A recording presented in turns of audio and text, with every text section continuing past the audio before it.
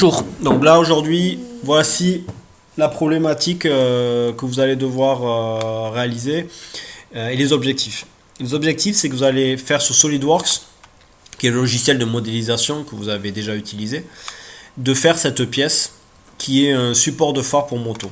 Donc voici au départ ce qu'on avait, donc quelque chose de relativement pas joli, c'est-à-dire une tôle percée à trois endroits avec des vis également pas très jolies et qui permettait de tenir le phare. Donc vraiment quelque chose qui ne coûte pas cher.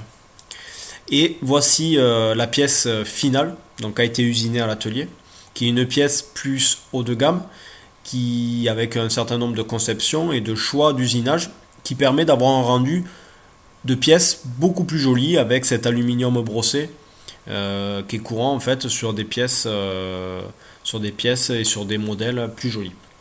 Donc au départ, la conception qui a été faite en construction que j'ai faite, le choix a été de faire une première pièce, puis une deuxième, puis une troisième. Donc ces pièces ont été imprimées en 3D. C'est ce qu'on appelle le prototypage. Le prototypage, c'est de faire des pièces et de voir si l'objectif voulu, si le souhait du client ou du supérieur sont atteints.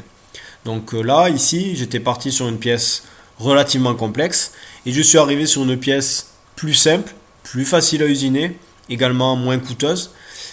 Une fois que le prototypage était fait, que les choix étaient faits, la mise en plan a été faite, c'est-à-dire que les plans que vous avez vous, c'est le plan de la pièce qui vont vous permettre, donc sur ce dessin de définition, qui vont vous permettre de retrouver les cotations et les dimensions de la pièce pour pouvoir réaliser votre modélisation sous SolidWorks. Donc voilà au final la pièce, c'est-à-dire que on retrouve ici 4 pièces qui ont été usinées. On retrouve le plan et vous voyez la partie du milieu, c'est le montage usinage en fait, c'est ce que mon collègue de productique a utilisé pour usiner la pièce. Donc ces montages d'usinage permettent notamment, une fois que le logiciel de FAO, c'est-à-dire que vous avez fait les programmes sur les machines, que tout est monté, calibré, ça permet de se lancer ensuite sur des usinages de moyenne et grande série. C'est-à-dire que le coût de fabrication de la pièce sera moins élevé si on fabrique plus de pièces, étant donné que toute la conception et tout le montage sera réalisé. Je m'éloigne de l'objectif. L'objectif ici, vous, c'est de faire donc cette pièce sous SolidWorks. Beaucoup plus complexe que ce que vous avez vu précédemment, mais vous allez voir, une fois que vous avez compris comment fonctionne le logiciel, c'est relativement facile. Vous allez retrouver la fonction extrusion, c'est-à-dire qu'à partir d'une esquisse, vous allez faire un volume. Nous, ici, on va le faire par étirement. N'oubliez pas que vous pouvez faire par révolution. Mais ici, vous avez une pièce qui est réalisée dans une fraiseuse. C'est-à-dire que ça sera on va dire, des pièces prismatiques. Donc vous allez retrouver cette fonction extrusion. Vous allez découvrir la fonction symétrie, qui permet, comme son nom l'indique, de reproduire ce que vous avez réalisé, mais par symétrie. La fonction congé, où vous faites des arrondis. La fonction enlèvement de matière, donc ici c'est des perçages, c'est relativement facile.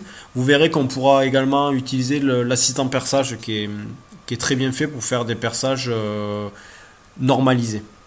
Et vous allez voir aussi la partie et la fonction chanfrein qui permet ici de faire un usinage très courant dans le monde de l'usinage, qui est les chanfreins, qui permettent notamment, dès que vous avez des arêtes tranchantes, de les chanfreiner et qui permet d'éviter, entre autres, de se blesser. Donc ici, c'est le vocabulaire que vous allez avoir sur ce logiciel, c'est le même vocabulaire que vous allez avoir sur l'usinage et sur les machines à commande numérique. Donc maintenant, maintenant que vous avez compris l'objectif du TP, vous allez aller sur la deuxième vidéo qui va vous aider, qui sera un tutoriel qui va vous aider à réaliser donc cette pièce sous SolidWorks.